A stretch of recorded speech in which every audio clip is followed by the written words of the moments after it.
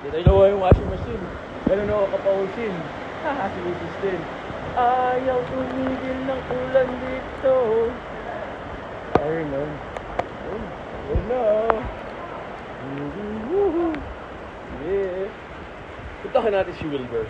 So si Wilbur tsaka si Jordan, yung K9 tsaka yung Husky, medyo may ano sila, may house sila na cage. Kasi nga, baka umano sila, baka pumunta sila dito sa bahay at ihian nila.